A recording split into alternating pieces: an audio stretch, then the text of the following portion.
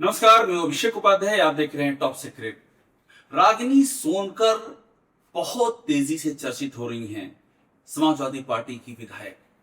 सवाल यह है कि रागिनी सोनकर के अंदर ऐसी कौन सी काबिलियत है जो न सिर्फ सपा नेतृत्व का ध्यान खींच रही है बल्कि पॉलिटिकल सर्किल का ध्यान खींच रही है। रागिनी सोनकर ट्रेंड डॉक्टर हैं, एमबीबीएस हैं, एमडी हैं, लेकिन साथ में जो उनके पास साहित्य का ज्ञान है, जिस प्रखरता से वो कविताएं पढ़ती हैं, शायरी पढ़ती हैं, जिस प्रखरता से वो समाज से लेकर के राजनीति, अर्थव्यवस्था, रोजगार, इन सब मुद्दों के सवाल उठाती हैं, वो एकदम से यूपी के राजनीतिक पटल पर एक बेहद ही चर्चित नेता के तौर पर उभरती जा रही हैं। आपको बताएंगे रागिनी सोनकर की इस यात्रा के बारे में, लेकिन सबसे खास है उनके बोलने की शैली। आइए शुरुआत करते हैं। सबसे पहले सुनिए, रागिनी सोनकर ने राहत इंदौरी का ये शेर जब पढ़ा। खिलाफ होते हैं तो होने दो, जान थोड़ी है। ये तो सब धुआं है, आसमान थोड़ी है। और लगेगी आग तो आएंगे कई घर जद में, यहाँ पे सिर्फ हमारा मकान थोड़ी है।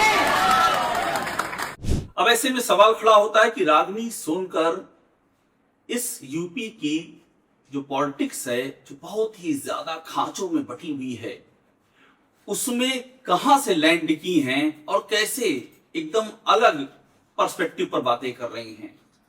रागिनी सोनकर दिल्ली के एम्स से डॉक्टरी की पढ़ाई की है, नौकरी छोड़ी है और उसके बाद मछली शहर से समाजवादी पार्टी की विधायक हैं। सोशल मीडिया पर काफी एक्टिव रहती हैं। ये जितनी बातें मैं बता रहा हूं ये आम लोगों की जानकारी में है। और बड़ी बात ये, कितने बड़े संस्थानों से पढ़ाई करने के बाद आरजी कर कोलकाता से एमबीबीएस, एम्स में एमडी, डॉक्टरी की प्रतिष्ठित नौकरी और सब छोड़ करके पॉलिटिक्स में आ जाना।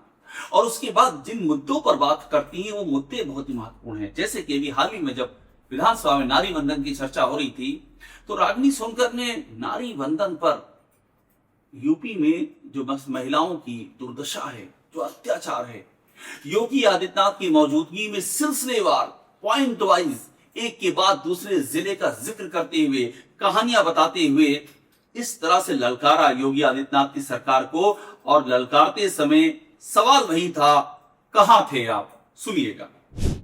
कहां थे आप जब लखनऊ में 13 साल की बच्ची जो है उसके साथ सामूहिक बलात्कार? कहां थे आप जब गाजियाबाद में 4 साल की बच्ची है उसकी बलात्कार करके हत्या कर दी गई? कहां थे आप जब मेरठ में एक दलित मां को मार दिया और उसकी बेटी को उठा करके ले गए? कहां थे आप जब कानपुर में एक 15 साल की बिटिया को उसका यौन शोषण किया जा रहा है? कहां थे आप जब बुलंदशहर में आपकी ही पुलिस महिला की इज्जत लूट रही थी? कहां थे आप? रागिनी सोनकर की खासियत क्या है? उनकी खासियत यह है कि वो आज के हालातों को कविता और शायरी की शक्ल में आगे बढ़ाती हैं। और ये कविताएं बड़ी ओरिजिनल होती हैं, बड़ी मारक होती हैं, लयात्मक होती हैं और साथ में ऐसी होती हैं कि सोशल मीडिया पर दौड़ने लगती हैं, यानी कि आम पब्लिक से कनेक्ट करने वाली होती हैं। सबसे खास बात ये, अभी जैसे कि उन्होंने विधानसभा में जब ये सेशन चल रहा था नारी वंदन पर, तो उन्होंने यूपी की नारी पर जो लाइनें सुनाई वो इस तरह थी, मैं यूपी की नारी हूं, बेखौफ सताई जाती हूं। बेखौफ यानी कि जो सताने वाला उसे किसी बात का कोई डर ही नहीं है।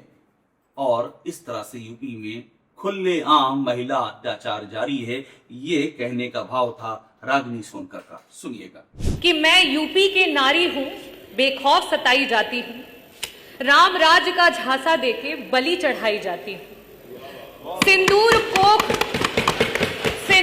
कोख और इज्जत नोच जिंदा लाश बनाई जाती हूं, नकली आरक्षण का धोखा देके शतरंज नचाई जाती हूं, मैं यूपी की नारी हूं, हर रोज जलाई जाती हूं। अब थोड़ा सा रागिनी सोनकर के प्रोफाइल पर गौर करते हैं। कहां से शुरुआत हुई, कहां से शिक्षा दीक्षा हुई, कैसे पॉलिटिकल फील्ड में आ गई। जब पढ़ाई का ये लेवल था, इतना टॉप लेवल, जो सपना होता है, उस सपने को पूरा करने के बाद विधानसभा क्षेत्र की गलियों में, धूल भरी गलियों में, कहीं पर आपसी विवादों में, जो क्षेत्र के विवाद होते हैं, कहीं किसी क्षेत्र की समस्याओं में तमाम जगहों पर दिखती रहती हैं। ये ट्रांसफॉर्मेशन कैसे हुआ? देखिए, रागिनी सोनकर जौनपुर के मछली शहर से समाजवादी पार्टी की विधायक थी। ये तथ्य आप सबको पता होगा। बचपन से ही पढ़ाई में काफी अव्वल रही हैं। कोलकाता के मशहूर आरजीकर मेडिकल कॉलेज से एमबीबीएस की डिग्री हासिल की है। इसके बाद एम्स दिल्ली से नेत्र रोग में विशेषज्ञता हासिल की है। नेत्र रोग में रागिनी सोनकर की शादी एक डॉक्टर से हुई है, डॉक्टर संबित मलिक से। फरवरी 2020 में उन्होंने शादी की है। पिता का पॉलिटिकल बैकग्राउंड है। रागिनी के पिता कैलाश नाथ सोनकर वाराणसी की अजगरा विधानसभा सीट से 15 साल तक सुभाषपा है, सुहेल देव भारतीय समाज पार्टी यानी ओम प्रकाश राजभर की पार्टी के विधायक है 15 साल। लेकिन रागिनी सोनकर ने अलग राह चुनी। वो अखिलेश यादव के साथ आ गई और जौनपुर शहर की मछली शहर सीट से चुनाव लड़ा और बीजेपी के दिग्गज प्रत्याशी को हराया। आप समझ लीजिए कि एक जहन में उनके बात थी कि यूपी में क्या है, दो ही पॉलिटिकल पार्टीज हैं जो कि बड़ी पार्टी हैं, जिनका भविष्य है और जो सत्ता में आ सकती है, या तो बीजेपी या फिर समाजवादी पार्टी। तो ऐसे में सुभाषपा से पिता थे, लेकिन बेटी आई समाजवादी पार्टी के साथ विपक्ष की राजनीति करने के लिए। अब बड़ी बात क्या है, 2022 में अखिलेश यादव ने भरोसा जताया था, उस पर खरीद नहीं। भाजपा की महिला गौतम को 8,484 वोटों के अंतर से हराया था। बहुत ही टफ लड़ाई थी ये जौनपुर की मछली शहर की। चुनावी प्रचार में अखिलेश यादव, डिंपल यादव भी उतरे थे। सपा के दलित चेहरे के तौर पर काफी सुर्खियां बटोर रही हैं। यानी कि हर लिहाज से जो पॉलिटिकल समीकरण है उसमें रागिनी सोनकर बहुत ही ज्यादा फिट हैं और समाजवादी पार्टी का जो आगे का खांचा है, क्योंकि अगर वो सत्ता में आती है 2027 में या और भी किसी मुकाम पर पहुंचती है, तो रागिनी सोनकर हर लिहाज से जिस तबके से वो बिलोंग करती हैं, जो उनकी पढ़ाई का लेवल है, जो उनकी फ्लुएंसी है, जो शेर व शायरी से अपनी बात करती हैं, जिस तरह से अपनी बात को कन्वे करती है, सब समाजवादी पार्टी की जो नेक्स्ट जनरेशन ऑफ लीडरशिप है जिसको वो बढ़ा रहे हैं, उसमें एकदम फिट बैठती है। रागिनी सोनकर को विधानसभा में आप अपनी बातें कहते हुए देखिए, आपको बहुत कुछ समझ में आएगा। ऐसा भी नहीं कि शेर व शायरी पढ़ करके वो जो लिख के लाती है वो पढ़ देती है, इतना ही नहीं है, स्पॉन्टेनिटी है, यानी कि कन्फ्रंट करती है मंत्रियों को, आंकड़े के आधार पर कन्फ्रंट करती है। एक वाकया हुआ था, नंद गोपाल गुप्ता नंदी औद्योगिक विकास के कैबिनेट मंत्री हैं, उनके साथ में रागिनी सोनकर की विधानसभा के अंदर शाब्दिक मुठभेड़ हो गई। रागिनी ने उनको चैलेंज किया ये कहते हुए कि 9 साल में 9% काम आपने किया है, और उसके जवाब में नंद गोपाल गुप्ता नंदी ट्रैक से उतरने लगे। वहां फिर रागिनी ने कन्फ्रंट किया और आखिरकार सोचिए विधानसभा अध्यक्ष को रागिनी सोनकर के फेवर में बोलना पड़ा और मंत्री से कहना पड़ा कि जो पूछा गया है वो तो लिखा हुआ है, अनुपूरक जो पूछा जा रहा है हुजूर उसका जवाब दीजिए। इस तस्वीर को एक बार इस पूरे दृश्य को देखिएगा। पूरा उत्तर सुन लीजिए, जो आपने पहले पूछा है उसका पूरा उत्तर सुन लीजिए। उत्तर में दिया मंत्री जी, मात्र 9% काम हुआ है 9 सालों में। 9% क्यों हुआ है पूरा उसका उत्तर तो जवाब सुन जो है वो लीजिए। जनता मांग रही है। अगर उत्तर नहीं सुनना चाहती तो जैसे आपने भाषण दिया कहीं हम भी दे दें। नहीं मंत्री जी, जो अनुपूरक में पूछा गया है, जो आप पढ़ रहे हो वो तो उत्तर में आ गया। जो अनुपूरक में पूछा गया उसका प्लीज जवाब दे दो। Sir, investor summit Uttar Pradesh सरकार द्वारा औद्योगिक निवेश को बढ़ावा दिए जाने के उद्देश्य से विगत 9 वर्षों में इन्वेस्टर समिट 2018 ये तो आ गया ना, ये जो आप पढ़ रहे हो तो उत्तर में है, वो सबके पास है। जो अनुपूरक है उसका उत्तर दे, ये तो उसमें लिखा हुआ है जो आप बता पढ़ रहे हो। वो हम दे रहा है। रागिनी सोनकर का जो भाषण है वो बहुत चर्चा में रहता है, अखबारों में ऐसी हेडलाइन चलती है, छपती है। देखिए कौन है रागिनी सोनकर, जिन्होंने यूपी विधानसभा में दिया धुआंधार भाषण, सीएम योगी भी बैठ करके सुनते रहे, जमकर गरजी है रागिनी सोनकर। इस तरह की अखबारों में अगर विपक्ष के नेता के बारे में छपने लगे तो आप समझ जाइए कि उस नेता ने बहुत प्रभावित किया है। अदरवाइज आज इस दौर में अखबार विपक्ष के लिए इतनी ज्यादा उत्साहवर्धक और सकारात्मक बातें लिखें, ऐसा अक्सर होता नहीं है। अब देखिए एक और तस्वीर, रागिनी सोनकर जब भाषण देती हैं उसमें इस बात का हमेशा ध्यान रखती हैं कि कॉर्नर न कर पाए बीजेपी उन्हें हिंदू मुस्लिम के मुद्दे पर। हाल ही में उन्होंने एक और कविता पढ़ी थी और उस कविता की जो लाइनें थी वो इस तरह थी कि रावण नहीं पनपने देंगे साधुओं के वेश में। अब रावण नहीं पनपने देंगे साधुओं के वेश में, अगर इतने पर रुक जाती तो बीजेपी इसको ट्विस्ट कर सकती थी कि आप साधुओं और रावण को एक खांचे में खड़ा कर रही हैं। अभी इन्होंने क्या बोली, अफजल नहीं पनपने देंगे अब्दुल कलाम के देश में। अब देखिए क्या बैलेंसिंग है ये, सुनिएगा इसे। नहीं हम पलने देंगे साधुओं के वेश में, रावण नहीं हम पलने देंगे साधुओं के वेश में, अफजल नहीं पनपने देंगे अब्दुल कलाम के देश में, हिंदू हो या मुसलमान अब शीश नहीं कटने देंगे, कसम तिरंगे झंडे की अब ये देश नहीं बंटने देंगे। और इस सब के बीच में समाजवादी पार्टी के लिए स्टैंड लेना। एक बात कही जाती है अक्सर विपक्ष में कि विपक्ष में ऐसे भी कई नेता हैं जो सत्ता पक्ष से बहुत मिला करके चलते हैं। बहुत सारे काम होते हैं, हर विधायक को पॉलिटिक्स करनी है।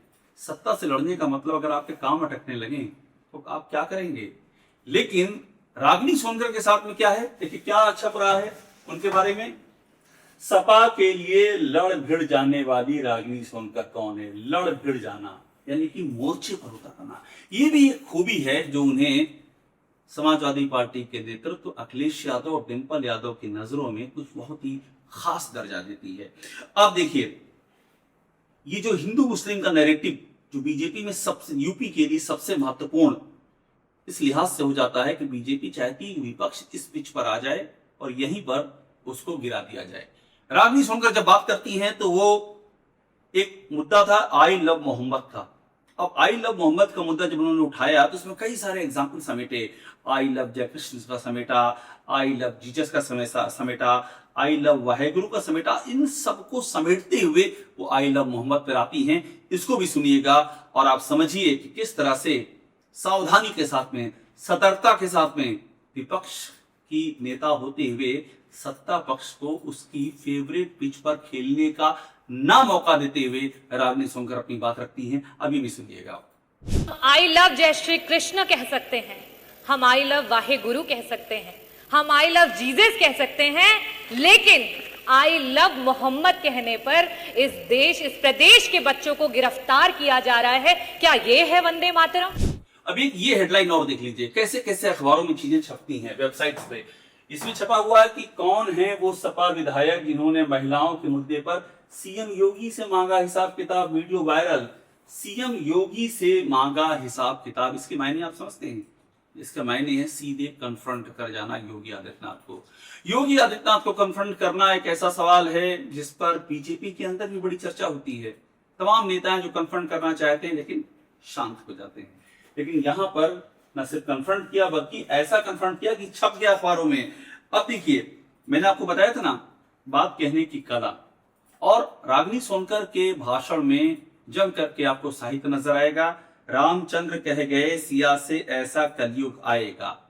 अब वो कैसा कलयुग होगा सुनिए रागिनी सोनकर के हवाले से। रामचंद्र कह गए सिया से ऐसा कलयुग आएगा, मेरे नाम से सत्ता पाकर सबको आंख दिखाएगा, धर्मों पर लड़वाएगा और जाति पर बंटवाएगा, गरीबों के बच्चों की शिक्षा को रौंदा जाएगा। सुन लीजिए, गरीबों के बच्चों की शिक्षा को रौंदा जाएगा।